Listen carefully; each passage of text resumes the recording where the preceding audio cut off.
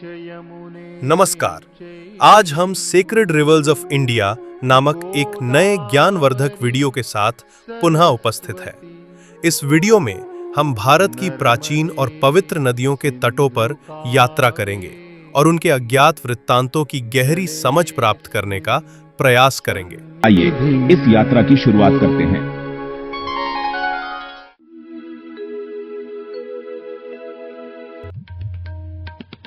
Ganga Asia की एक सीमा पार नदी है जो भारत और बांग्लादेश से होकर बहती है।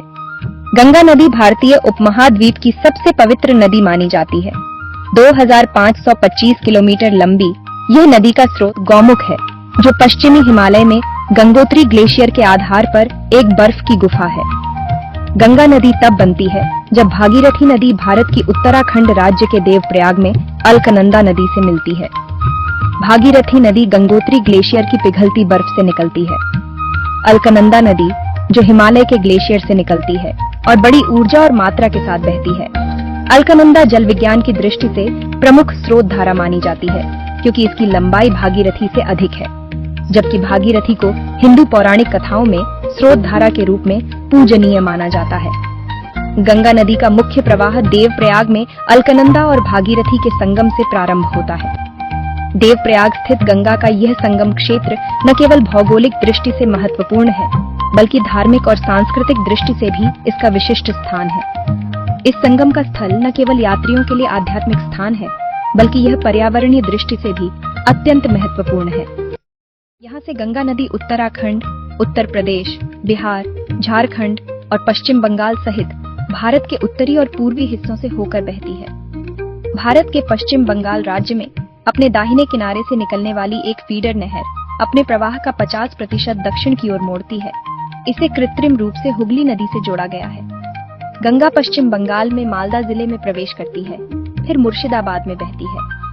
पश्चिम बंगाल में गंगा दो शाखाओं में विभाजित हो जाती है, भागीरथी जो दक्षिण की ओर बहती है और पद्मा जो पूर्व में बांग्लादेश में बहती है। बांग्लादेश में गंगा को पद्मा के नाम से जाना जाता है। पद्मा गोलुंडो घाट के पास जमुना या ब्रह्मपुत्र नदी में मिलती है और फिर चांदपुर के ऊपर मेघना नदी में मिल जाती है। पद्मा या गंगा, जमुना या ब्रह्मपुत्र और मेघना नदियों की संयुक्त धारा जो गंगा डेल्टा का प्रमुख मुहाना बनाती है और बंगाल की खाड़ी में मिल जाती है। गंगा डेल्टा पश्चिम बंगाल और बांग्लादेश का सुंदरवन दलदली क्षेत्र में है जो गंगा और ब्रह्मपुत्र नदियों की धाराओं के नेटवर्क से घिरा हुआ है। गंगा ब्रह्मपुत्र मेघना प्रणाली प्रवाह के आधार पर पृथ्वी पर दूसरी सबसे बड़ी नदी है।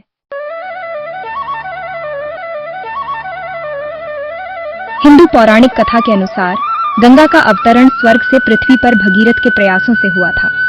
भागवत पुराण के अनुसार भगवान विष्णु ने अपने 5वें अवतार वामन के रूप में अपने बाएं पैर को ब्रह्मांड के अंत तक बढ़ाया और अपने बड़े पैर के नाखून से ब्रह्मांड की दीवार में एक छेद कर दिए। इस छेद के माध्यम से स्वर्ग में बहने वाले मंदाकिनी नदी का कुछ शुद्ध जल बाहर निकल आई। छिद्र के माध्यम से मंदाकिनी नदी का शुद्ध जल गंगा नदी के रूप में इस ब्रह्मांड में प्रवेश कर गया। लाल केसर से ढके भगवान के चरण कमलों को धोने के बाद गंगा के पानी ने एक बहुत ही सुंदर गुलाबी रंग प्राप्त कर लिया। भगवान विष्णु के कमल चरणों से निकलने के कारण इसे विष्णुपदी गंगा के रूप में जाना जाता है। अंततः यह ब्रह्मा के निवास स्थान ब्रह्मलोक में बस जाते हैं। कुछ साल बाद भगवान राम के पूर्वज और अयोध्या के शासक राजा सगर ने 100वें अश्वमेध यज्ञ सफल करने के लिए अपने घोड़े को दुनिया भर में भेजा। इस यज्ञ से देवराज इंद्र बिल्कुल प्रसन्न नहीं हुए, जिन्होंने राजा सगर के 100वें यज्ञ को विफल करने की साजिश रची और इंद्र ने कपिल मुनि के आश्रम में यज्ञ के घोड़े का अपहरण करके रख दिया। जब राजा सगर को पता चला कि घोड़ा गायब हो गया है तो उन्होंने तुरंत अपने 60,000 पुत्रों को उसकी तलाश में भेजा। लंबी खोज के बाद उन्हें यह कपिल मुनि के आश्रम में मिला। यह मानते हुए कि कपिल मुनि ने इसे चुरा लिया है, उन्होंने आश्रम में उत्पात मचाना शुरू कर दिया। इस सारे हंगामे से कपिल मुनि का ध्यान भंग हो गया। कपिल मुनि जो कि भगवान विष्णु के रूप है, उसे सारे बात पता चलने पर क्रोधित हो गए। उसने एक ही आग्नेय दृष्टि से सागर के पुत्र को जलाकर राख कर दिया। कई पीढ़ियों के बाद सगर के वंशज भगीरथ ने गंगा को पृथ्वी पर लाने के लिए हजारों वर्षों तक भगवान ब्रह्मा की घोर तपस्या की ताकि वह अपने पूर्वजों की आत्माओं को मोक्ष दिला सकें। ब्रह्मा प्रसन्न हुए और उन्होंने गंगा देवी को पृथ्वी पर अवतरित करने की उनकी इच्छा पूरी की। जब गंगा पृथ्वी पर आई तो उनका वेग इतना तेज था कि सृष्टि का संतुलन बिगड़ने लगा। तब भगवान शिव ने देवी गंगा को अपनी जटाओं में कैद कर लिया। भागीरथ ने शिव की स्तुति की और भगवान शिव का क्रोध शांत हुए। इसके उपरांत भगवान शिव ने धीरे धीरे देवी गंगा को अपनी जटाओं से मुक्त कर दिया। गंगा का वेग नियंत्रित हो गया। इस प्रकार गंगा भागीरथी नदी के रूप में पृथ्वी पर अवतरित हुई। जैसे ही गंगा बहती थी, लोग अपने पापों को धोने के लिए उसके पानी में पवित्र डुबकी लगाने के लिए उमड़ पड़ते थे। क्योंकि गंगा नदी का पानी भगवान विष्णु के कमल चरणों की धूल के साथ मिश्रित है, इसलिए जल को छूने वाली हर जीव शुद्ध हो जाते हैं। अंततः गंगा उस स्थान पर पहुंची जहां राजा भागीरथ के मृत पूर्वजों की राख थी और अपनी लहरों से उसे बाढ़ दे दी। पूर्वजों की आत्माओं को शांति और स्वर्गीय गंतव्य प्राप्त हुआ। राजा भागीरथ ने गंगा नदी को पृथ्वी पर लाकर शाश्वत महिमा को प्राप्त की। मोक्ष की प्राप्ति के लिए गंगा स्नान करना अति महत्वपूर्ण माना जाता है। इसके जल में स्नान करने से आत्मा की शुद्धि होती है। गंगा का जल को किसी भी पाप का नाशक माना जाता है। हिंदू धर्म के अनुसार गंगा को मां का दर्जा प्राप्त है।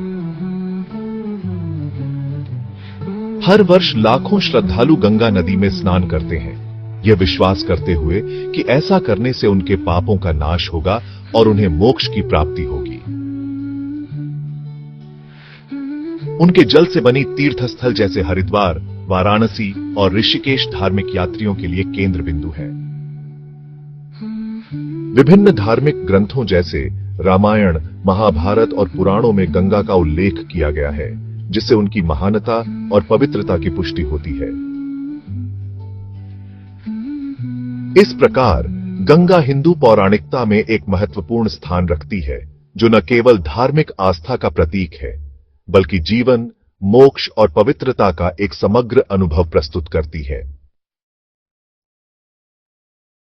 इसके अतिरिक्त गंगा की पारिस्थितिकी तंत्र में योगदान जलवायु को संतुलित करने तथा भूमि की उर्वरता को बनाए रखने में महत्वपूर्ण भूमिका निभाता है। यमुना नदी, यह नदी भारत की सबसे पवित्र नदियों में से एक मानी जाती है। इसके तटों पर बसे शहर और गांव इसकी महिमा का गुणगान करते हैं, एक नाम जो श्रद्धा से लिया जाता है। यमुना के तट पर हर दिन हजारों लोग पूजा अर्चना करते हैं, अपनी आस्था को प्रकट करते हैं। हिंदू धर्म में यमुना को देवी के रूप में पूजा जाता है और इसके तट पर कई मंदिर और धार्मिक स्थल स्थित हैं। हजारों सालों से उसकी पानी ने सभ्यताओं को पोषित किया है। इसके किनारे बसे प्राचीन नगर और किले इसकी ऐतिहासिक महत्ता को दर्शाते हैं। उसकी कहानी मिथकों और इतिहास, आस्था और लोक कथाओं से जुड़ी है। यमुना की धारा में बहती हैं अनगिनत कहानियां, जो पीढ़ी दर पीढ़ी सुनाई जाती हैं। हिमालय की बर्फीली चोटियों से लेकर संगम के मिलन तक यमुना की यात्रा उसकी स्थायी शक्ति का प्रमाण है। यह यात्रा न केवल भौगोलिक है, बल्कि आध्यात्मिक भी है। यमुना नदी गंगा नदी की एक प्रमुख सहायक नदी है। यमुना की कुल लंबाई 1376 किलोमीटर है। यमुना की यात्रा हिमालय से ऊंची शुरुआत होती है। यह यात्रा एक अद्वितीय और प्रेरणादायक कहानी है, जो हमें प्रकृति की अद्भुत शक्ति और सुंदरता का अनुभव कराती है। यमुना नदी का उद्गम उत्तराखंड के उत्तरकाशी जिले में हिमालय पर्वत में हरिद्वार के उत्तर में यमुनोत्री के बर्फ से ढकी चोटियों के बीच नदी चंपासर ग्लेशियर से निकलती है। यमुनोत्री से लगभग 10 किलोमीटर दूर स्थित हिमंदी झील चंपासर ग्लेशियर से पोषित होती है और यही यमुना नदी का वास्तविक स्रोत है। इस झील को दुर्लभ कमल ब्रह्म कमल का स्रोत भी कहा जाता है। चंपासर ग्लेशियर की बर्फ उस पानी का स्रोत है जो सप्तऋषि कुंड को जल प्रदान करता है। हिंदू पौराणिक कथाओं के अनुसार यमुना नदी को सप्तऋषियों की तपस्या द्वारा पृथ्वी पर लाया गया था, जहां वह पहली बार कालिंदा पर्वत पर उतरी थी। यमुना का उद्गम कालिंदा पर्वत से शुरू होता है, इसलिए यमुना को कालिंदी भी कहा जाता है। यमुना के स्रोत के करीब एक संकीर्ण घाटी में स्थित यमुनोत्री मंदिर पवित्र नदी यमुना को समर्पित है। यमुनोत्री, जो कि गंगोत्री, केदारनाथ और बद्रीनाथ 4 धाम में से एक हिस्सा है। 4 धाम यात्रा जो हर साल हजारों भक्तों को आकर्षित करता है। यह यात्रा मई से अक्टूबर में होते हैं। इसका शुरुआती बिंदु यमुनोत्री है। यह यात्रा यमुनोत्री से गंगोत्री और अंत में केदारनाथ और बद्रीनाथ तक जाती है। यमुनोत्री मंदिर के नजदीक ही मार्कंडेय तीर्थ है, जहां ऋषि मार्कंडेय ने मार्कंडेय पुराण लिखा था। यह स्थान न केवल प्राकृतिक सुंदरता से भरपूर है, बल्कि धार्मिक और सांस्कृतिक महत्व भी रखता है। 6000 मीटर से अधिक की ऊंचाई पर स्थित यह हिमनद स्रोत एक पवित्र स्थल माना जाता है। हर साल हजारों तीर्थयात्री यहां आते हैं इस पवित्र जल को अपने जीवन में आशीर्वाद के रूप में प्राप्त करने के लिए। इस प्राचीन उद्गम से यमुना अपने साथ हिमालय की ठंडी और शुद्ध जलधारा को लेकर नीचे उतरती है। यह जलधारा पहाड़ों की ऊंचाइयों से नीचे उतरते हुए एक अद्वितीय यात्रा पर निकल पड़ती है। ऊबड़ खाबड़ इलाके से होकर अपना रास्ता बनाती है। यमुना नदी उत्तराखंड से हिमाचल प्रदेश में बहती है। यमुना नदी भारत के हिमाचल प्रदेश और उत्तरांचल राज्यों की शिवालिक पहाड़ियों से होकर बहती है और उत्तरांचल के डाक पत्थर में मैदानी इलाकों में प्रवेश करती है। डाक पत्थर से यह प्रसिद्ध सिख धार्मिक स्थल पोंटा साहिब से होकर बहती है। पोंटा साहिब से बहते हुए यह हरियाणा राज्य के यमुनानगर जिले में हथनी कुंड ताजेवाला तक पहुंचती है। यह लगभग 224 किलोमीटर का रास्ता तय करने के बाद पल्ला गांव के पास दिल्ली में प्रवेश करती है और जैतपुर में निकलती है। यमुना नदी उत्तर प्रदेश से होकर बहती है और प्रयागराज इलाहाबाद में त्रिवेणी संगम गंगा नदी में मिल जाती है। यह संगम हिंदू धर्म के सबसे पवित्र स्थलों में से एक है। यहां पर गंगा, यमुना और सरस्वती नदियों का मिलन होता है, जो धार्मिक और सांस्कृतिक दृष्टि से अत्यंत महत्वपूर्ण है। यह संगम हिंदू धर्म के सबसे पवित्र स्थलों में से एक है। यहां पर लोग अपने पापों का प्रायश्चित करने और मोक्ष की प्राप्ति के लिए आते हैं। नावें तीर्थयात्रियों को नदी के बीच में बने प्लेटफार्मों तक ले जाती हैं, जहां वे प्रार्थना कर सकते हैं। हर 12 साल में मनाए जाने वाले कुंभ मेले के दौरान बड़ी संख्या में लोग संगम के पवित्र जल में स्नान करते हैं।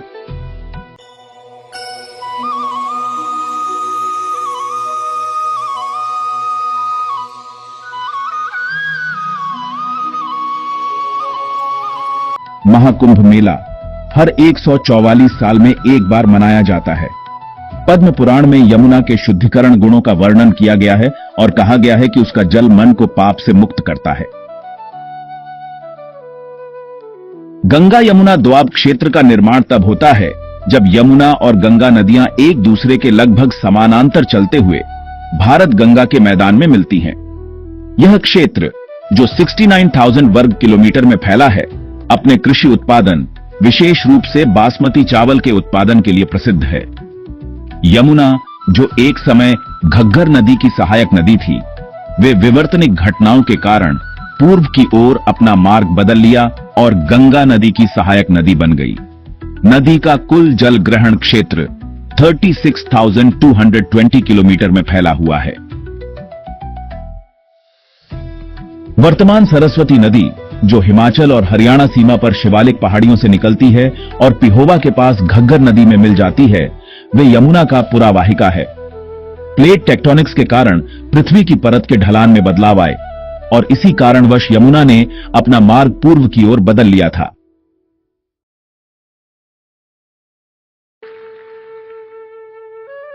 गंगा की तरह यमुना को भी भारत में देवी के रूप में पूजा जाता है। हिंदू धर्म में उन्हें सूर्य देव की पुत्री और मृत्यु के देवता यम की बहन माना जाता है और इसलिए उन्हें यमी के नाम से भी जाना जाता है। हिंदू शास्त्रों के अनुसार यमुना के पवित्र जल में स्नान करने से व्यक्ति मृत्यु की पीड़ा से मुक्त हो जाता है। महाभारत और भगवद गीता जैसी प्रमुख धार्मिक पुस्तकों में यमुना का उल्लेख मिलता है। महाभारत के अनुसार देवी यमुना सूर्य और संजना की पुत्री है। वह यम की जुड़वां बहन है। सूर्य की बेटी को उसके पिता ने यमी नाम दिया था, जिसे यमुना के नाम से जाना जाता था। ब्रजभूमि के आसपास स्थित यमुना का महत्व विशेष रूप से भगवान श्री कृष्ण के जीवन से जुड़ी हुई है। देवी यमुना जन्म से ही भगवान कृष्ण के जीवन का अहम हिस्सा रही है। कृष्ण के पिता वासुदेव ने नवजात कृष्ण को सुरक्षा की दृष्टि से लेकर यमुना नदी पार कर रहे थे। यमुना अपने प्रिय कृष्ण के लिए रास्ता बनाने के लिए तैयार थी, लेकिन फिर उसने परमेश्वर कृष्ण के पैर छूने के बारे में सोचा और रास्ता देने के बजाय यमुना बढ़ने लगी। भगवान कृष्ण ने उसकी इच्छा समझ ली और उन्होंने अपना पैर टोकरी के बाहर रख दिया। जैसे ही नदी की लहर ने भगवान कृष्ण के पैरों को छुआ, उसने वासुदेव के लिए रास्ता बना दिया। यह भगवान कृष्ण से उनकी पहली मुलाकात और उनसे उनका परिचय था। श्री कृष्ण का बचपन यमुना के तट पर गुजरा और उन्होंने इस नदी के जल में अनेक लीलाएं की। उन्होंने अपना अधिकांश समय अपने दोस्तों के साथ नदी तट पर बिताया था।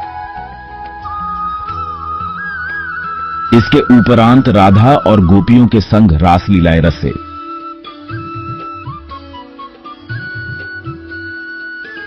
भागवत पुराण के अनुसार द्वारिकाधीश कृष्ण एक बार अपने रिश्तेदार 5 पांडव से मिलने उनकी राजधानी इंद्रप्रस्थ में गए थे, जो यमुना के तट पर स्थित है। एक दिन कृष्ण और अर्जुन यमुना के तट पर टहल रहे थे। उन्होंने एक खूबसूरत युवती को नदी के किनारे टहलते हुए देखा। जब अर्जुन ने लड़की से पूछताछ की तो उसने अर्जुन को बताया कि वह सूर्य की बेटी कालिंदी है और वह नदी पर अपने पिता द्वारा बनाई गई एक हवेली में रहती थी, जहां वह कृष्ण को अपने पति के रूप में पाने के लिए अनुष्ठान कर रही थी और जब तक वह नहीं मिल जाती तब तक वहीं रहेगी। अर्जुन ने कालिंदी का संदेश श्री कृष्ण को दिया। कृष्ण कालिंदी की भक्ति से प्रभावित होकर उसे विवाह करने के लिए सहमत हो गए। फिर वे कालिंदी के साथ रथ पर सवार होकर अपनी राजधानी द्वारका लौट आए और विवाह कर लिया। अष्टभार्य सूची में कालिंदी भगवान कृष्ण की चौथी पत्नी थी।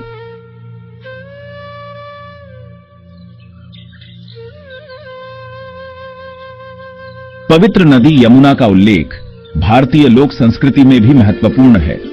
इसे विभिन्न लोकगीतों और रीति रिवाजों में समाहित किया गया है, जो इसकी संस्कृति और अनंत पवित्रता को दर्शाते हैं। यमुना नदी की पवित्रता का संरक्षण और इस पर आधारित धार्मिक उत्सव आज भी भारतीय समाज में एक विशेष महत्व रखते हैं।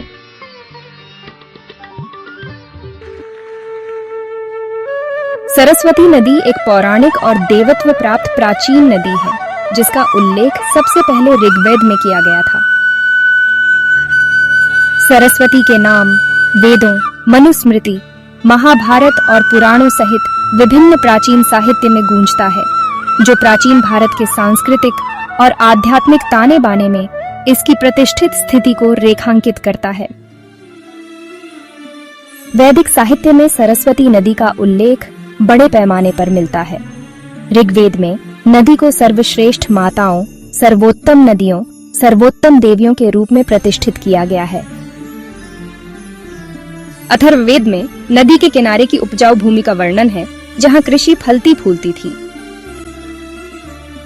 मनुस्मृति में सरस्वती और दृश्यद्वती के बीच की भूमि को ब्रह्मावर्त कहा गया है, जो दैवीय इच्छा से निर्मित एक पवित्र क्षेत्र है।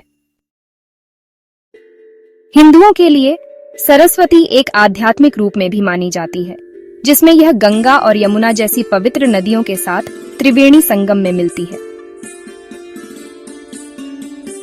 स्कंद पुराण में कहा गया है कि सरस्वती नदी ब्रह्मा के कमंडल से निकलकर हिमालय पर प्लक्ष वृक्ष से प्रवाहित हुई। ऋषि मार्कंडेय ने हिमालय पर सरस्वती नदी को प्लक्ष वृक्ष यानी कि पीपल के पेड़ से निकलते देखा था। महाभारत महाकाव्य सरस्वती नदी के किनारे स्थित विभिन्न तीर्थ स्थलों का भौगोलिक विवरण प्रदान करता है।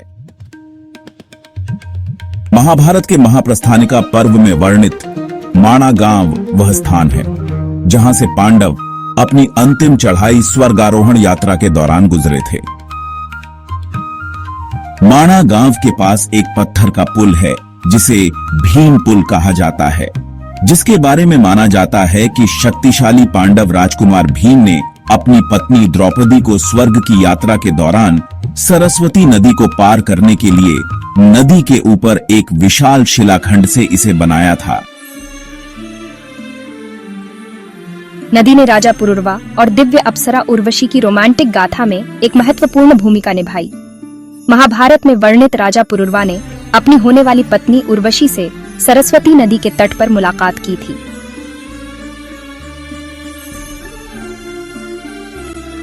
भगवान विष्णु के अवतार भगवान परशुराम ने अत्याचारी क्षत्रियों की हत्या के पाप का पश्चाताप करने के लिए सरस्वती नदी के जल में स्नान किया था। शुद्धिकरण का यह कार्य पापों को धोने वाले और मुक्ति के स्रोत के रूप में नदी की भूमिका को दर्शाता है। हिंदू पौराणिक ग्रंथों के अनुसार महर्षि वेद व्यास की शाप के कारण सरस्वती नदी अदृश्य हुई थी। कथा यह है कि एक बार महर्षि वेद व्यास को सबसे महान महाकाव्यों रचना करने की प्रेरणा मिली। वह हिमालय के पहाड़ों में सरस्वती नदी के पास एक छोटी पहाड़ी गुफा पर ध्यानमग्न होकर महाकाव्यों की श्लोक रचना कर रही थी। उस समय शक्तिशाली सरस्वती नदी गुफा से थोड़ी ही दूर से तेज गति और ध्वनि के साथ बह रही थी। नदी के तेज ध्वनि के कारण महर्षि व्यास की ध्यान भंग हो गई। महर्षि के ध्यान भंग होने पर क्रोधित हो गए। वे सरस्वती नदी के पास गए और उसे इस सांप दे दिए कि नदी जमीन के नीचे अदृश्य हो जाए और कोई भी नदी को नहीं देख पाएगा, जैसे लोग गंगा और यमुना नदी को देखते हैं। जैसे ही ऋषि व्यास ने शाप दिए, नदी तुरंत अदृश्य हो गई और जमीन के नीचे चली गई।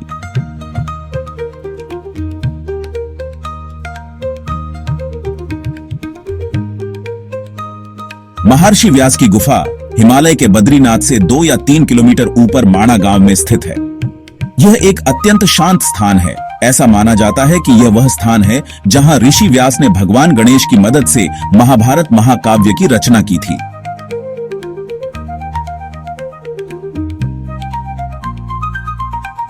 किंवदंतियों के अनुसार सरस्वती नदी का उद्गम आदि बद्री में हुआ था, जो सोम्ब नदी के पास शिवालिक पहाड़ों की फुटहिल्स में एक पवित्र स्थल है।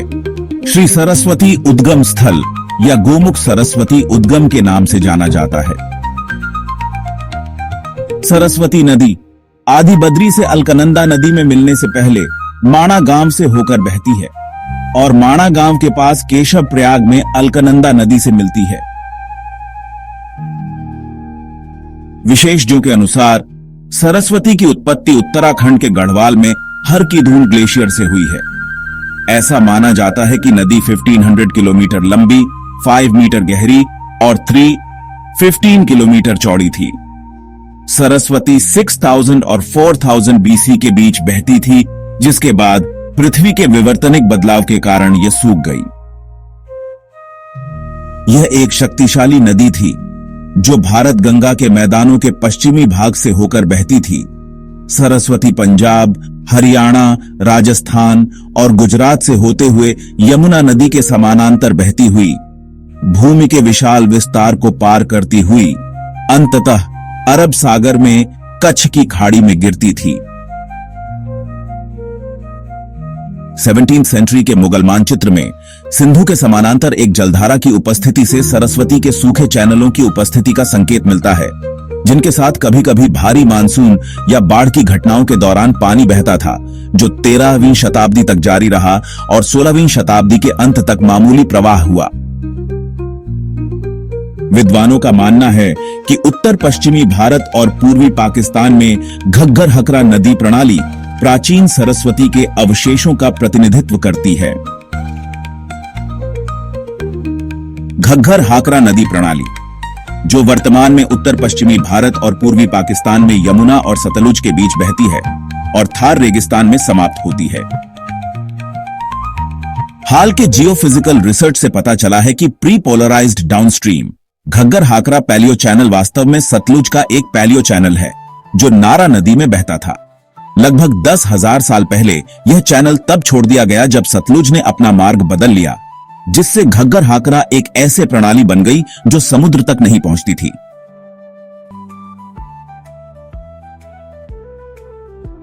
वैज्ञानिकों ने सरस्वती नदी के मार्ग का मैपिंग करने के लिए सैटेलाइट फोटोग्राफी का उपयोग किया है, जिसके बारे में उनका मानना है कि यह नदी कुछ स्थानों पर 8 किलोमीटर तक चौड़ी थी। तस्वीरें दिखाती हैं कि नदी लगभग 5000 साल पहले सूख गई थी। इसका मतलब सरस्वती का पतन 5000 से 3000 बीसी पूर्व के बीच शुरू हुआ था।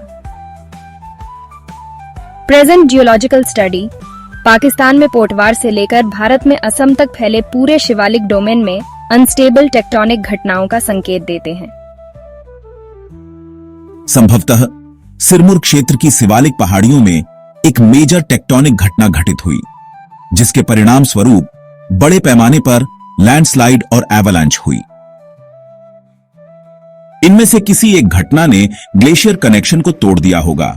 परिणाम स्वरूप सरस्वती नॉन पेरेनियल हो गई और मॉनसून की बारिश पर निर्भर हो गई। जब सतलेज और यमुना ने इसका पानी अपने कब्जे में ले लिया तो लगभग 3000 बीसी में सरस्वती पूरी तरह लुप्त हो गई। ऐसा माना जाता है कि सरस्वती नदी अभी भी थार रेगिस्तान के नीचे बह रही है और इसका हिमालयी संपर्क जीवित है। इस लॉस्ट नदी के अवशेष आज भी इओलियन सैंड और अलूवियम में पालेयो चैनल्स के रूप में संरक्षित है। इस पौराणिक कथाएं और वैज्ञानिक अनुसंधान से यह पता चलता है कि सरस्वती नदी वास्तव में एक वास्तविक नदी थी, जो भारत के उत्तर पश्चिमी इलाकों से होकर बहती थी। आइस एज के बाद राजस्थान और कच्छ के रण में बड़े पैमाने पर ग्लेशियरों की बाढ़ आ गई, जिससे महत्वपूर्ण जियोलॉजिकल चेंजेस हुए।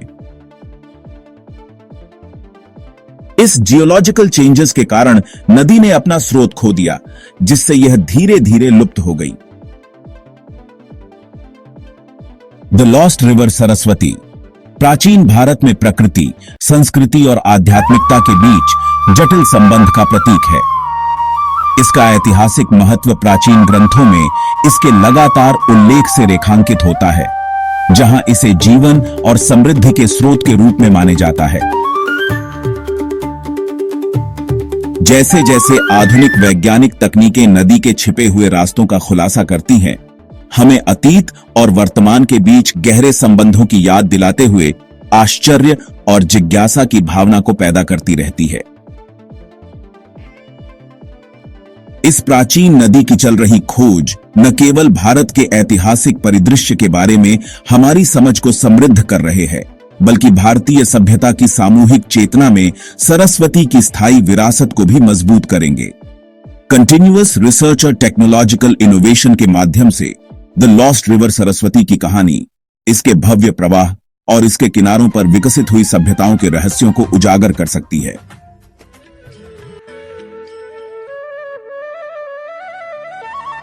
गोदावरी नदी सबसे बड़ी पेनिनसुलर नदी प्रणाली है।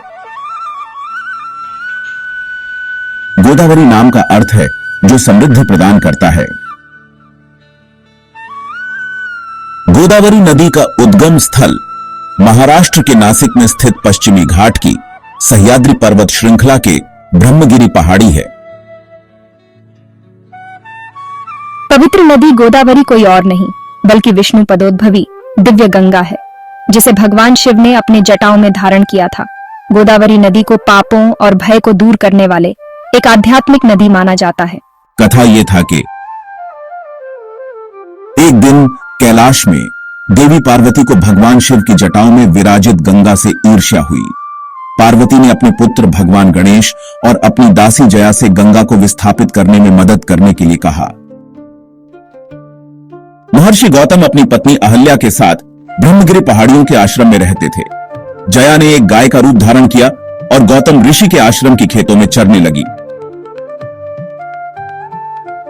महर्षि ने एक गाय को खेत में चरते हुए देखा और उन्होंने उसे भगाने के लिए दरभा फेंका। दरभा लगने के कारण गाय की मौत हो गई। वह पार्वती की सखी जया थी, जिसने गाय का रूप धारण किया था। इस खबर से अन्य ऋषि मुनि परेशान हो गए और उन्होंने उनके आश्रम में दोपहर का भोजन करने से इनकार कर दिया। महर्षि गौतम ने ऋषियों से इस पाप से मुक्ति का उपाय बताने का अनुरोध किया। ऋषियों ने भगवान शिव को प्रसन्न करके उनसे गंगा को मुक्त करने की अनुरोध करने का सलाह दी, क्योंकि गंगा में स्नान करने से ही गो हत्या के पापों से महर्षि को मुक्ति मिलेगा। महर्षि गौतम ने ब्रह्मगिरी के शिखर पर जाकर तपस्या की। भगवान शंकर उनकी तपस्या से प्रसन्न हुए और ब्रह्मगिरी में प्रकट हुई। तब महर्षि ने देवी गंगा को गंगाधर की जटाओं से मुक्त करके उसकी गोहत्या के पापों से परित्राण दिलाने की अनुरोध किया। भगवान शंकर सहमत हो गए और गंगा से कहा कि उसे महर्षि गौतम के लिए ब्रह्मगिरी में अवतारित होना चाहिए। देवी गंगा ने भगवान शिव से कहा कि वह तभी ब्रह्मगिरी में रहने के लिए सहमत होगी अगर शिवजी भी वहां रहेंगे। शिवजी सहमत हो गए और गंगा को अपने जटाओं से मुक्त कर दिया। भगवान शिव ब्रह्मगिरी में ज्योतिर्लिंग के रूप में स्थापित हुई, जो त्र्यंबकेश्वर ज्योतिर्लिंग के रूप में जाने जाते हैं। इसके बाद देवी गंगा वहां रहने के लिए सहमत हो गई और सह्याद्री पर्वत श्रृंखला के ब्रह्मगिरी पहाड़ी पर एक नई नदी गोदावरी के रूप में प्रकट हुई। गोदावरी नदी वहां से गोमुख यानी गाय के मुख के माध्यम से निकलकर त्र्यंबकेश्वर ज्योतिर्लिंग होते हुई जलधारा नीचे की ओर बहने लगी।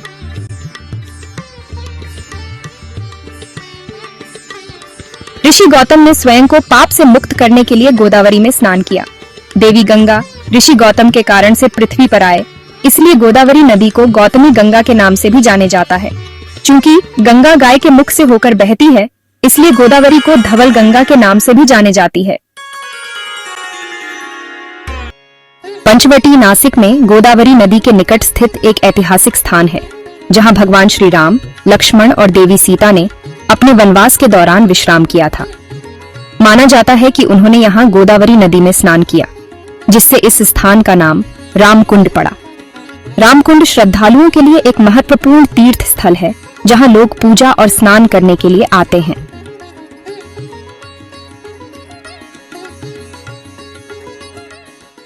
गोदावरी नदी भारत में 1450 किलोमीटर तक बहती है।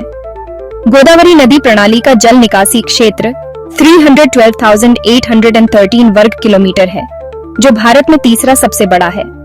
यह अरब सागर से लगभग 80 किलोमीटर दूर बहती है। गोदावरी की कई सहायक नदियां हैं, जिनमें प्रवरा, पूर्णा, मंजरा, प्राणहिता, इंद्रावती और सबरी शामिल हैं। गोदावरी नदी प्रणाली इरिगेशन के माध्यम से हरे भरे खेतों और भरपूर कृषि के लिए आवश्यक पानी उपलब्ध कराती है। इसके अतिरिक्त इसका हाइड्रो इलेक्ट्रिक पावर जनरेशन पानी की ऊर्जा को बिजली में बदल देता है, जिससे प्रगति और इनोवेशन को बढ़ावा मिलता है। गोदावरी नदी महाराष्ट्र, छत्तीसगढ़, ओडिशा, मध्य प्रदेश, पुडुचेरी, कर्नाटक और आंध्र प्रदेश राज्यों से होकर बहती है। नासिक से नदी खाई और चट्टानी कगारों की एक श्रृंखला से अछूते चट्टानी तल पर बहती है, जिसके परिणाम स्वरूप दो महत्वपूर्ण झरने बनते हैं, गंगापुर झरने और सोमेश्वर झरने। यह पहले डेक्कन प्लेटो के पार पूर्व की ओर, फिर दक्षिण पूर्व की ओर मुड़ती है। आंध्र प्रदेश के एलुरु जिले और अल्लूरी सीतारमा राजू जिले में प्रवेश करती है।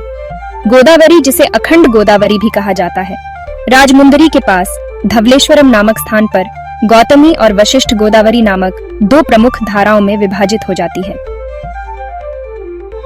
गोदावरी नदी आंध्र प्रदेश के पूर्वी गोदावरी जिले में राजमुंदरी के पास बंगाल की खाड़ी में विलीन हो जाती है।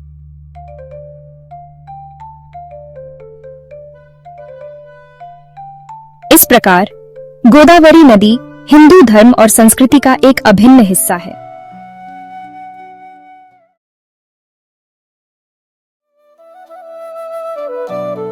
नर्मदा शब्द का अर्थ है वह जो दूसरों में कोमल भावनाएं जगाती है। नर्मदा नदी वह जो आनंद देती है। गंगा की तरह पवित्र नदी नर्मदा अपने जल में स्नान करने वालों के पापों को धो देती है। कपिल मुनि, मार्कंडेय, भीर्गु आदि ऋषियों के आश्रम नर्मदा के तट पर स्थित थे। स्कंद पुराण के रेवा खंड में नर्मदा नदी की कई कहानियों का वर्णन है। पांडवों ने भी अपने निर्वासन के दौरान नर्मदा नदी के किनारे निवास किया और लाभ प्राप्त किया। नर्मदा नदी भारत की मुख्य पवित्र नदियों में से एक है। अमरकंटक पहाड़ियों के नर्मदा कुंड नामक एक छोटे जलाशय, जो एक पवित्र मंदिर परिसर में है, वे नर्मदा नदी का उद्गम स्थल है। वैदिक साहित्य में नर्मदा का उल्लेख कम है, लेकिन पुराणों, रामायण, महाभारत, वशिष्ठ संहिता और शतपथ ब्राह्मण में इसका उल्लेख मिलता है। देवी नर्मदा के बारे में अनेक पौराणिक कथाएं हैं। एक तो यह कि देवी नर्मदा का जन्म भगवान शिव और देवी पार्वती के आशीर्वाद से हुआ था। कहा जाता है कि जब देवी पार्वती ने भगवान शिव को कठोर तपस्या करते हुए देखा तो उन्होंने अपनी शक्ति को नदी के रूप में प्रकट किया। इस प्रकार नर्मदा नदी का जन्म हुआ। इसलिए नर्मदा नदी को शिव गंगा भी कहा जाता है। माना जाता है कि भगवान शिव ने नर्मदा नदी को अविनाशी होने का वरदान दिया था। किंवदंतियों में यह भी कहा गया है कि महान गंगा अपने सभी एकत्रित पापों को साफ करने के लिए काली गाय की आड़ में साल में एक बार नर्मदा का दौरा करती है।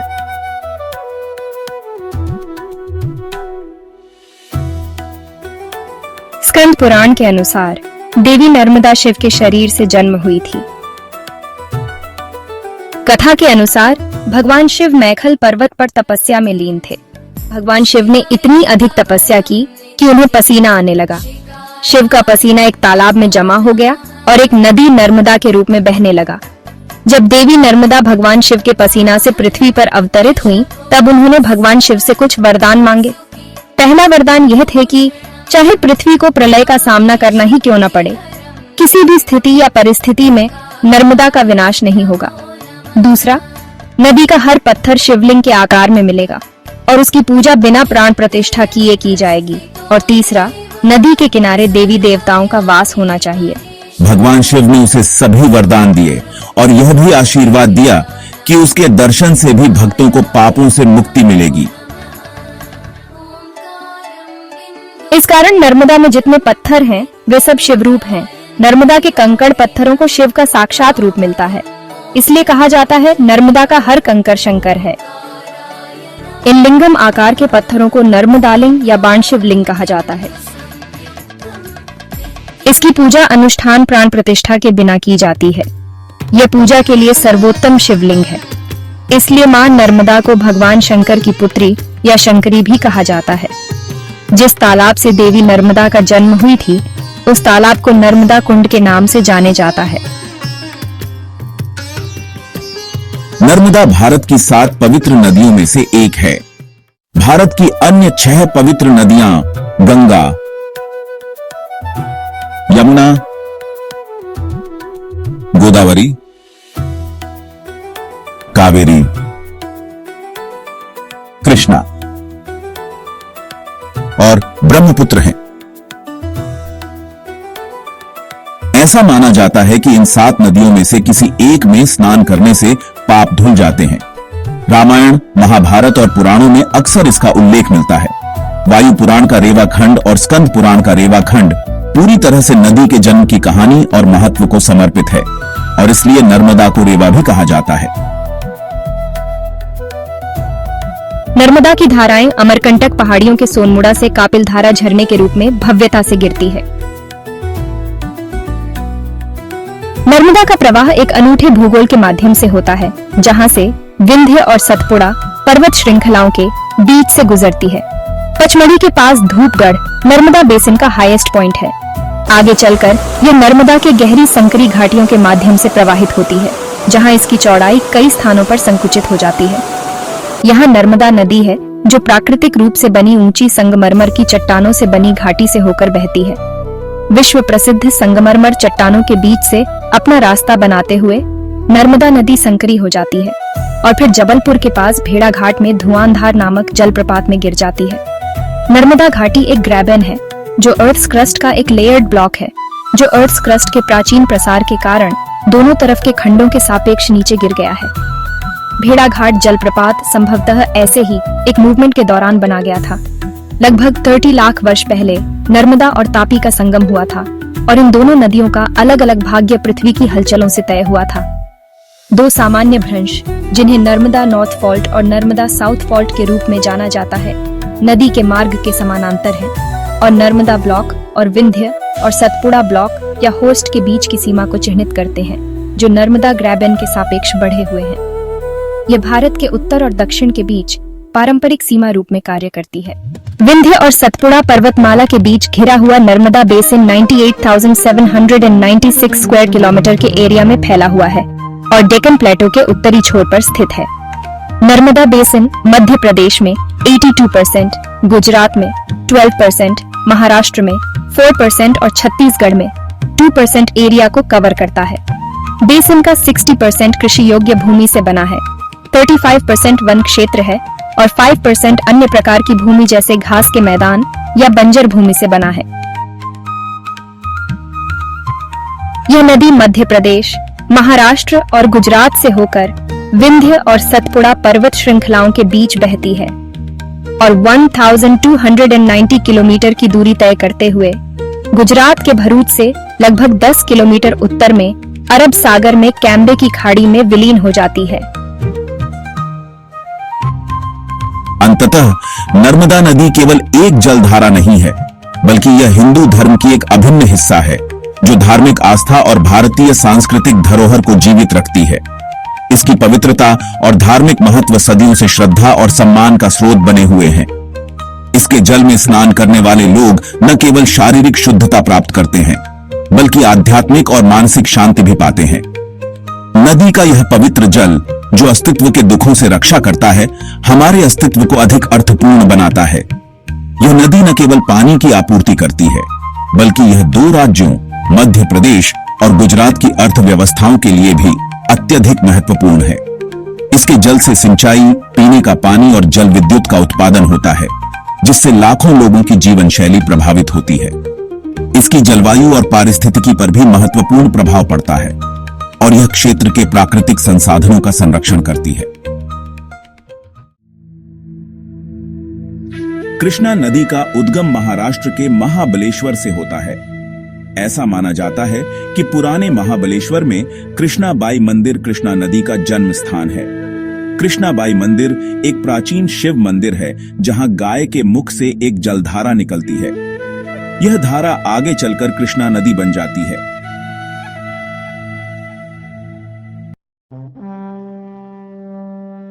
कृष्णा नदी गंगा, सिंधु और गोदावरी के बाद भारत में जल प्रवाह और नदी बेसिन क्षेत्र के मामले में चौथा सबसे बड़ा है।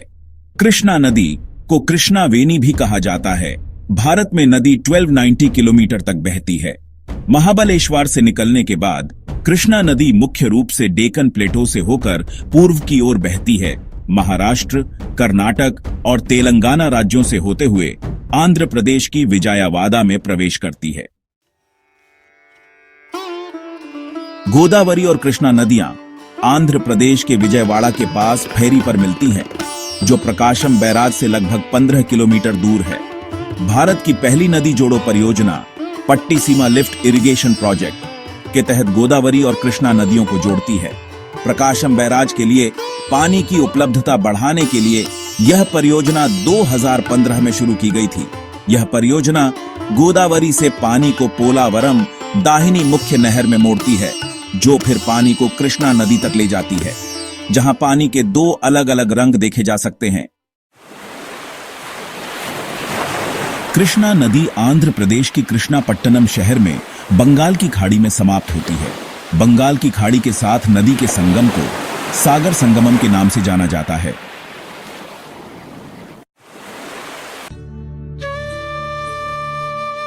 हिंदू पौराणिक कथाओं के अनुसार कृष्णा नदी की उत्पत्ति की कहानी देवी सरस्वती के श्राप से जुड़ी है। कथाओं के अनुसार ऐसा कहा जाता है कि भगवान ब्रह्मा एक बार यज्ञ करना चाहते थे। भगवान विष्णु और भगवान शिव यज्ञ में भाग लेने के लिए ब्रह्मलोक पहुंचे, लेकिन ब्रह्मा अपनी पत्नी सरस्वती के न आने के कारण यज्ञ प्रारंभ नहीं कर सके। जैसे ही शुभ समय बीत रहा था, भगवान विष्णु और भगवान शिव के कहने पर ब्रह्मा ने अपनी दूसरी पत्नी देवी गायत्री के साथ यज्ञ शुरू किया, लेकिन जल्द ही देवी सरस्वती यज्ञ में पहुंची और उनकी प्रतीक्षा न करने के कारण क्रोधित हो गई। उन्होंने त्रिमूर्ति और देवी गायत्री को नदियों का रूप धारण करने का श्राप दे दिया।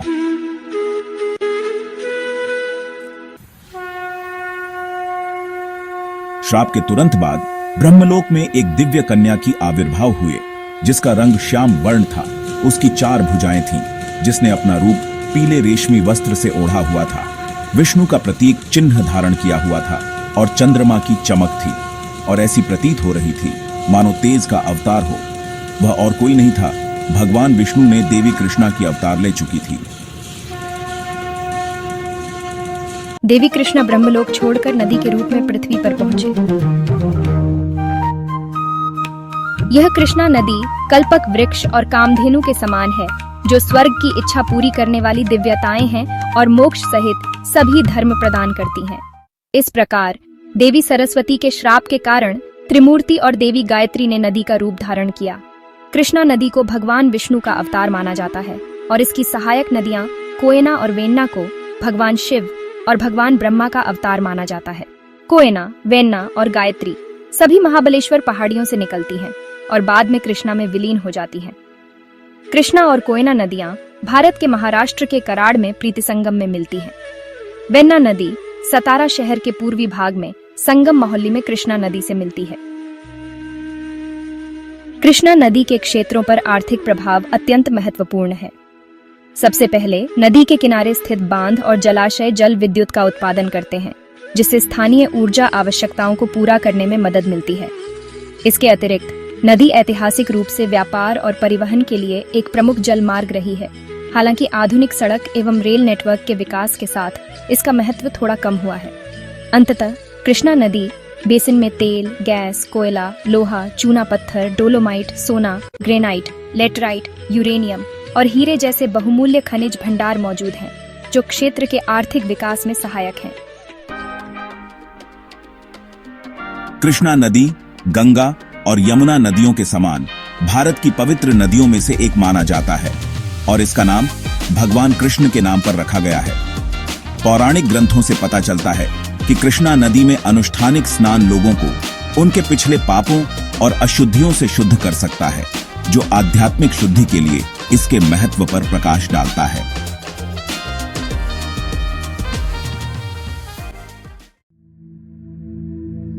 कावेरी, जिसे दक्षिण भारत की जीवनदायिनी नदी माना जाता है, भारतीय संस्कृति, पौराणिक कथाओं और आध्यात्मिकता का एक अभिन्न अंग है। यह नदी और अपनी संपूर्ण यात्रा में अनेक ऐतिहासिक, धार्मिक और सांस्कृतिक विशेषताओं को समेटे हुए तमिलनाडु और कर्नाटका राज्यों से होकर बहती है। कावेरी नदी का उल्लेख प्राचीन ग्रंथों और पुराणों में मिलता है, जिससे यह स्पष्ट होता है कि यह नदी मात्र एक जलधारा नहीं, बल्कि हमारे धार्मिक और सांस्कृतिक मूल्यों का प्रतीक है।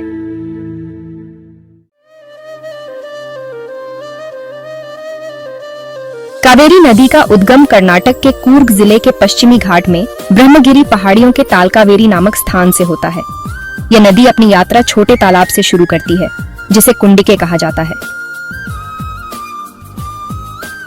कावेरी नदी भारत की पवित्र नदी है और इसका धार्मिक महत्व अन्य नदियों की ही तरह है। भारत में लोग गंगा और यमुना की ही तरह कावेरी नदी को देवी मानते हैं और उसकी पूजा करते हैं। कावेरी नदी की उत्पत्ति संबंधी अनेक किंवदंतियां प्रचलित हैं। स्कंद पुराण के अनुसार बहुत साल पहले कावेरा नामक एक राजा ने पुत्र प्राप्ति के लिए भगवान ब्रह्मा का तपस्या की। उनकी तपस्या से ब्रह्मा प्रसन्न हुए और कावेरा को एक पुत्री होने के वर दिया, जिससे कावेरा को एक पुत्री हुआ। राजा ने पुत्री का नाम लोपामुद्रा रखा। कुछ वर्षों के बाद ऋषि अगस्त्य ने लोपामुद्रा को देखा और उससे पूछा कि क्या वह उससे शादी कर सकती है। लोपामुद्रा ने एक शर्त पर सहमत हुई कि वह उसे कभी अकेला नहीं छोड़ेगा, अन्यथा वह उससे दूर चली जाएगी। ऋषि अगस्त्य सहमत हो गए और उनकी शादी हो गई। एक दिन ऋषि को कहीं जाना पड़ा और अपरिहार्य परिस्थितियों के कारण लोपामुद्रा को साथ नहीं ले जा पाए। उन्होंने लोपामुद्रा को पानी में बदल दिया और अपने कमंडल में रख दिए। इसके बाद उन्होंने लोपामुद्रा को आश्रम में अकेली छोड़कर चले गए। चूंकि वह अकेली रह गई थी, इसलिए शर्त के अनुसार वह उससे दूर चली जाने का सिद्धांत लिया और वह भगवान गणेश से मदद की गुहार लगाई। भगवान गणेश आए और एक कौवे में बदल गए। इसके बाद कौवे ने कमंडल को धक्का देकर गिरा दिया, जिससे लोपामुद्रा कावेरी के रूप में कमंडल में से बाहर निकलकर एक सूती सी तालाब में जा गिरी। वहां ऋषि के शिष्यों ने उसे रोकने की कोशिश की, लेकिन वह एक निश्चित दूरी तक भूमिगत हो गई ताकि उसे रोका न जा सके और फिर भागमंडला में आकर आगे बढ़ती रही। एक और कथा के अनुसार जब महर्षि अगस्त्य उत्तर भारत से दक्षिण की ओर आ गए तो उन्हें वहां पड़ने वाले सूखे ने चिंतित कर दिया। तब महर्षि अगस्त्य ने महादेव की बड़ी घोर तपस्या की। उनकी तपस्या से प्रसन्न होकर महादेव ने कहा कि दक्षिण में कोई जल स्रोत नहीं है, इसीलिए तुम कैलाश आओ, मैं तुम्हें अखंड जल स्रोत प्रदान करूंगा। जब महर्षि अगस्त्य कैलाश पहुंचे तो भगवान शंकर ने एक मुट्ठी बर्फ उनके कमंडल में डाली और कहा कि जहां भी तुम्हें जल की आवश्यकता पड़े इसे प्रवाहित कर देना। ये नदी गंगा की ही भांति दक्षिण का पोषण करेगी। महर्षि बर्फ से भरे हुई कमंडल को लेकर दक्षिण की ओर चल पड़े। मार्ग में कई बार उन्हें प्यास लगी, किंतु उन्होंने जल स्रोत को मुक्त नहीं किया। एक उजाड़ क्षेत्र में पहुंचने पर महर्षि अगस्त्य विश्राम के लिए रुके। उनके पीछे पीछे कैलाश से श्री गणेश भी चले आ रहे थे। श्री गणेश ने देखा कि यह स्थान कावेरी के उद्गम के लिए सर्वश्रेष्ठ था। इसी कारण उन्होंने एक कौवे का रूप धारण किया और महर्षि अगस्त्य के कमंडल को उल्टा दिया, जिससे जल स्रोत मुक्त होकर कावेरी नदी के रूप में बहने लगी और पूरा प्रदेश को जल से परिपूर्ण कर दिया। कावेरी को इस प्रकार मुक्त होते देख महर्षि अगस्त्य उस कौवे पर अत्यंत क्रोधित हो गए। वह उसे श्राप देना ही चाहते थे कि श्री गणेश उनके सामने प्रकट हुए और उन्हें बताया कि कावेरी के उद्गम का यह स्थान सर्वश्रेष्ठ था। इसी कारण उन्होंने ही कौवे का रूप धरकर कावेरी को मुक्त कर दिया। इससे महर्षि अगस्त्य बड़े प्रसन्न हुए और अपने कार्य को पूर्ण समझा। वर्तमान में यह नदी तमिलनाडु और कर्नाटक में बहती है और इसका उद्गम ब्रह्मगिरी से बताया गया है। कावेरी को दक्षिण भारत की जीवन रेखा भी कहा गया है। कदाचित यही कारण है कि उसे दक्षिण की गंगा के नाम से भी जाना जाता है। मान्यता है कि इसमें स्नान करने से कई जन्मों के पाप छूट जाते हैं। यह चट्टानी तलों और ऊंचे किनारों से युक्त एक उबड़-खाबड़ ऊपरी मार्ग का अनुसरण करता है। एक बार जब यह कोडागु पहाड़ियों को छोड़ देती है तो यह पूर्व की ओर बहती है और तेजी और झरनों की एक श्रृंखला बनाती है। ये डेक्कन प्लेटो पर एक संकीर्ण घाटी से होकर बहती है और चूचन कट्टे झरने पर पानी लगभग 20 मीटर की ऊंचाई से गिरता है। शिवाना समुद्र में नदी 299 फीट नीचे गिरती है और शिवाना समुद्र झरना बनाती है, जो देश के सबसे बड़े झरनों में से एक है। शिवाना समुद्र झरने बनाने के बाद नदी एकत्रित होती है और मेकेदातु कंठ से होकर गुजरती है।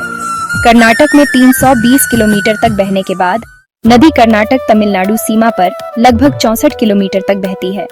यह नदी तमिलनाडु में प्रवेश करती है और होगेनक्कल झरना बनाती है। यह नदी लगभग 760 किलोमीटर बहती है और मिलादुथुराई जिले के पूमपुहार में बंगाल की खाड़ी में गिरती है। कावेरी नदी का प्रभाव संपूर्ण दक्षिण भारत की संस्कृति पर पड़ा है। ये कला, संगीत और साहित्य के क्षेत्र में भी विशेष स्थान रखती है। इसके अलावा कावेरी नदी का जल कृषि के लिए अत्यंत महत्वपूर्ण है। इसके बहाव के कारण क्षेत्र की भूमि उपजाऊ बनी है, जो यहाँ के किसानों के लिए जीवनदायिनी साबित होती है। कावेरी के जल से इरिगेशन के जरिए न केवल कृषि क्षेत्र का विकास हुआ है, बल्कि यह क्षेत्रीय संस्कृति और परंपराओं के विकास में भी सहायक रही है। दक्षिण भारत की जीवनदायिनी कावेरी किंवदंतियों और कहानियों से भरी हुई है। ये मनमोहक कहानियां इस पवित्र नदी के अत्यधिक महत्व को उजागर करती हैं, जो जीवन, समृद्धि और संस्कृति के दाता के रूप में इसकी भूमिका का जश्न मनाती है। उपजाऊ भूमि को पोषित करने से लेकर शाश्वत परंपराओं को प्रेरित करने तक कावेरी सिर्फ एक नदी नहीं है, यह एक जीवंत शक्ति है जो पीढ़ियों से लोगों और कहानियों को एकजुट करती है। ब्रह्मपुत्र नदी भारतीय उपमहाद्वीप की प्रमुख नदियों में से एक है। ब्रह्मपुत्र नदी 2900 किलोमीटर तक बहने वाली सबसे लंबी सीमा पार नदी है, जो दक्षिण पश्चिमी चीन, पूर्वोत्तर भारत और बांग्लादेश से होकर बहती है। ब्रह्मपुत्र नाम का अर्थ है ब्रह्मा का पुत्र। प्राचीन ग्रंथ कालिका पुराण में कहा गया है कि ब्रह्मपुत्र का जन्म भगवान ब्रह्मा के आशीर्वाद से ऋषि शांतनु की पत्नी अमोघा से हुआ था। उनका जन्म युगंधरा में एक जलाशय के रूप में हुआ था और उन्हें 4 पहाड़ों कैलाश, गंधमादन, जारुधि और संभवर्तक्का के बीच ब्रह्मकुंड में रखा गया था। पौराणिक कथाओं के अनुसार भगवान विष्णु के छठे अवतार परशुराम ने अपने पिता ऋषि जमदग्नि के आदेश पर अपनी माता रेणुका का सिर अपने कुल्हाड़ी से काट दिया था। उनके पिता ने उनकी आज्ञाकारिता से प्रसन्न होकर उन्हें एक वरदान देने का फैसला किया, जिसमें उन्होंने अपनी मां को फिर से जीवित करने का वरदान मांगा। उसकी मां के जीवित हो जाने के बाद भी उसके हाथ से कुल्हाड़ी नहीं छूटी। चूंकि उसने मातृहत्या जैसे भयानक अपराध किया था, इसलिए कुल्हाड़ी उसके हाथ में फंस गई। उन्हें अपने अपराध के लिए पश्चाताप हुआ। आश्रम के अन्य ऋषियों की सलाह पर वह ब्रह्मकुंड के शुद्ध जल में स्नान करने के लिए उसके तट पर पहुंचे। जैसे ही भगवान परशुराम ब्रह्मकुंड में स्नान करने के लिए जल में उतारा, तभी विशालकाय सर्प आदि भयंकर जीव उसके तरफ आने लगे। इस संकट से मुक्त करने के लिए वह भगवान शिव को प्रार्थना की। तभी आकाशवाणी हुई, हे परशुराम, निडर होके आंख बंद करके तुम जल में उतर जाओ और स्नान करने के बाद अपनी कुल्हाड़ी से ब्रह्मकुंड के किनारों को तोड़ के कुंड के जल को मुक्त करो, तुम पाप से मुक्त हो जाओगे। तुरंत बाद भगवान परशुराम ने आंख बंद करके कुंड में डुबकी लगाया और अपनी कुल्हाड़ी से ब्रह्मकुंड की किनारों को तोड़ के कुंड के जल को मुक्त कर दिया। तभी कुल्हाड़ी परशुराम के हाथ से मुक्त हो गया। ब्रह्मकुंड से मुक्त होकर पानी पहाड़ी से बहने लगी, जिससे ब्रह्मपुत्र नदी का निर्माण हुआ। इस कारण से इस कुंड को परशुराम कुंड के नाम से भी जाना जाता है। हर साल सर्दियों में हजारों तीर्थयात्री इस स्थान पर आते हैं, खासकर मकर संक्रांति के दिन पवित्र कुंड में स्नान करने के लिए, जिसके बारे में मान्यता है कि इससे व्यक्ति के पाप धुल जाते हैं। साधु द्वारा स्थापित परशुराम कुंड का स्थान 1950 के असम भूकंप तक अस्तित्व में था। 1950 भूकंप ने पूरे उत्तर पूर्व को हिला दिया था और कुंड पूरी तरह से ढक गया था। कुंड के मूल स्थान पर अब बहुत तेज धारा बह रही है, लेकिन बड़े बड़े पत्थर रहस्यमय तरीके से नदी के तल में एक गोलाकार संरचना में समा गए हैं और इस प्रकार पुराने कुंड के स्थान पर एक और कुंड बन गया है। असम में ब्रह्मपुत्र को लाल नदी और लोहित नदी के नाम से जाना जाता है। ब्रह्मपुत्र नदी हर साल जून में 3 दिनों के लिए रक्तलाल हो जाती है और इस घटना के बाद देवी शक्ति के लिए एक भव्य अंबुबाची मेला मनाया जाता है।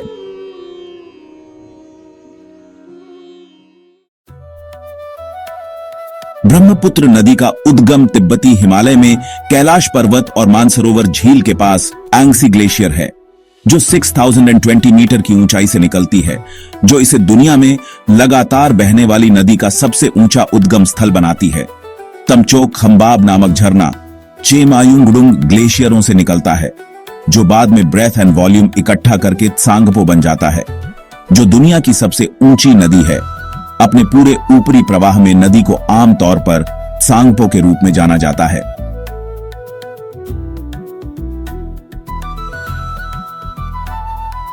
तिब्बत में पाई से गुजरने के बाद नदी अचानक उत्तर और उत्तर पूर्व की ओर मुड़ जाती है और ग्यालापेरी और नाम जगबरवा के पहाड़ी इलाकों के बीच रैपिड्स और झरनों की एक श्रृंखला में बड़ी संकीर्ण घाटियों के माध्यम से अपना रास्ता बनाती है। यह नदी पूर्वोत्तर भारत में उत्तरी अरुणाचल प्रदेश राज्य के गेलिंग के पास प्रवेश करती है, जहां इसे सियांग या दिहांग के नाम से जाना जाता है। सियांग पहाड़ों से निकलकर बहुत तेजी से उतरता है और अंत में मैदानी इलाकों में प्रकट होता है, जहां इसे दिहांग कहा जाता है। दिहांग पहाड़ों से निकलकर दक्षिण पूर्व की ओर मुड़ जाती है और पूर्वोत्तर असम राज्य में प्रवेश करते ही निचले बेसिन में उतर जाती है। सदिया शहर के ठीक पश्चिम में नदी फिर से दक्षिण पश्चिम की ओर मुड़ जाती है और 2 पहाड़ी नदियों लोहित और दिबांग से जुड़ जाती है। फिर यह असम राज्य में प्रवेश करती है और बहुत चौड़ी हो जाती है। असम के कुछ हिस्सों में 20 किमी तक चौड़ी हो जाती है। उस संगम के नीचे असम में नदी को पारंपरिक रूप से ब्रह्मपुत्र के नाम से जाना जाता है।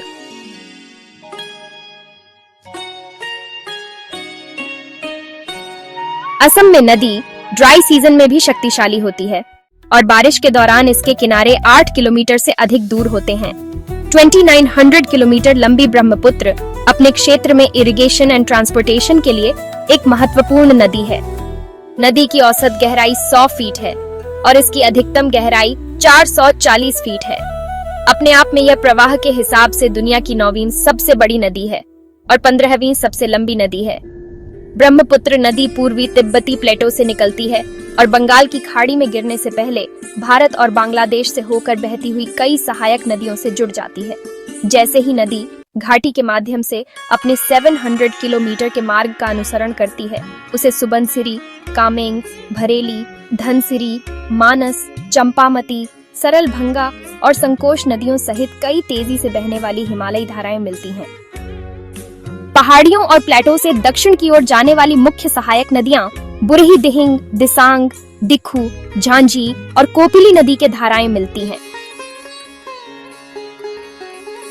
डिब्रूगढ़ और लखीमपुर जिलों के बीच नदी 2 चैनलों में विभाजित होती है, उत्तरी खैरकुटिया चैनल और दक्षिणी ब्रह्मपुत्र चैनल। दोनों चैनल लगभग 100 किलोमीटर नीचे की ओर फिर से जुड़ते हैं, जिससे माजुली द्वीप बनता है, जो दुनिया का सबसे बड़ा नदी द्वीप है। ब्रह्मपुत्र भारत के धुबुरी के नीचे गारो पहाड़ियों के आसपास दक्षिण की ओर मुड़ने के बाद बांग्लादेश के मैदानी इलाकों में प्रवेश करती है। ब्रह्मपुत्र नदी बांग्लादेश में प्रवेश करने के बाद दक्षिण की ओर बहती है और अंततः चांदपुर के निकट पद्मा नदी से मिल जाती है। इस मिलन के बाद संयुक्त नदी मेघना नदी कहलाती है। गंगा और ब्रह्मपुत्र, जो बांग्लादेश में पद्मा के नाम से जानी जाती है, मेघना में विलीन होकर बांग्लादेश की एक प्रमुख जलधारा का निर्माण करती है। गंगा ब्रह्मपुत्र डेल्टा भीषण ज्वारीय प्रक्रियाओं द्वारा प्रभावित होता है। यह डेल्टा, जो विभिन्न नदियों के जल से संचित होता है, 41,000 वर्ग मील क्षेत्रफल में फैला हुआ दुनिया के सबसे बड़े नदी डेल्टाओं में से एक है। अंततः यह बंगाल की खाड़ी में विलीन हो जाता है। ब्रह्मपुत्र नदी का पारिस्थितिकी तंत्र अत्यंत समृद्ध है। इसमें विभिन्न प्रकार के जलीय जीवन, वन्य जीव और पक्षियों की कई प्रजातियां पाई जाती हैं। मछलियों की अनेक जातियां, जैसे कि गायन, बाघ मछली एवं कई अन्य इस नदी में पाई जाती हैं। गैंजेस रिवर डॉल्फिन या शिहू, जिसे वैज्ञानिक रूप से प्लैटनिस्टा गैंगेटिका के नाम से जाना जाता है, एक मीठे पानी का सीतासियन है, जो मुख्य रूप से भारत में गंगा और ब्रह्मपुत्र नदी में पाया जाता है। भारत सरकार द्वारा राष्ट्रीय जलीय पशु के रूप में मान्यता प्राप्त गंगा नदी डॉल्फिन मीठे पानी के पारिस्थितिक तंत्र के पारिस्थितिक संतुलन को बनाए रखने में महत्वपूर्ण भूमिका निभाती है। ब्रह्मपुत्र नदी भारतीय सभ्यता का अभिन्न हिस्सा है। इसके तट पर कई मंदिर और धार्मिक स्थल स्थित हैं, जैसे माजुली कामाख्या मंदिर, उमानंद मंदिर, अश्वक्लंता मंदिर आदि, जो हिंदू धर्म के अनुयायियों के लिए तीर्थ स्थल का काम करते हैं। असम का बिहू फेस्टिवल, जो कृषि के मौसम का प्रतीक है, नदी के जल घनिष्ठ रूप से जुड़ा हुआ है। ब्रह्मपुत्र नदी स्थानीय अर्थव्यवस्था के लिए एक महत्वपूर्ण साधन है। यह कृषि, मछली पकड़ने और परिवहन के लिए प्राकृतिक संसाधन प्रदान करती है। ब्रह्मपुत्र नदी केवल एक जल स्रोत नहीं है, बल्कि यह भारतीय सभ्यता एवं संस्कृति का प्रतीक है। इसकी गहराई, विविधता और सामर्थ्य ने इसे एक अद्वितीय पहचान दी है। ब्रह्मपुत्र नदी भारतीय उपमहाद्वीप की एक महत्वपूर्ण जलधारा है, जो न केवल अपने भौगोलिक महत्व के लिए जानी जाती है, बल्कि इसके सांस्कृतिक और आर्थिक प्रभाव भी अत्यंत महत्वपूर्ण हैं। इन प्रमुख नदियों ने न केवल भारतीय संस्कृति को आकार दिया है, बल्कि देश की आर्थिक और सामाजिक विकास में भी महत्वपूर्ण योगदान दिया है। इनका भौगोलिक और ऐतिहासिक महत्व अनमोल है और इन्हें संरक्षित करना हम सभी की जिम्मेदारी है। नदियां हमारी संस्कृति का अभिन्न हिस्सा है। प्राचीन काल से भारतीय सभ्यता नदियों के चारों ओर विकसित हुई है। गंगा, यमुना, सरस्वती, नर्मदा, गोदावरी, कृष्णा और ब्रह्मपुत्र नदी जैसी प्रमुख नदियां न केवल जीवनदायिनी हैं, बल्कि उनके तटों पर बसे समुदायों की धार्मिक, सांस्कृतिक और आर्थिक गतिविधियों को भी परिभाषित करती हैं। इस प्रकार यह हम सभी की जिम्मेदारी बनती है कि हम इन नदियों को संरक्षित करें। इसके लिए हमें जल संवर्धन, प्रदूषण नियंत्रण और पारिस्थितिकीय संरक्षण के प्रति जागरूक होना आवश्यक है। सामुदायिक प्रयासों, सरकारी नीतियों और व्यक्तिगत जागरूकता का समन्वय कर हम इन नदियों के अस्तित्व को सुनिश्चित कर सकते हैं। अगर आपको हमारा वीडियो पसंद आया हो तो इसे लाइक और शेयर करना ना भूलें। आपकी एक छोटी सी क्लिक हमें बहुत खुशी देती है। और अगर आप हमारे चैनल पर नए हैं तो सब्सक्राइब करना मत भूलिएगा। हम ऐसे ही ज्ञानवर्धक और मजेदार वीडियो आपके लिए लाते रहेंगे। तो चलिए मिलकर इस सफर को और मजेदार बनाते हैं।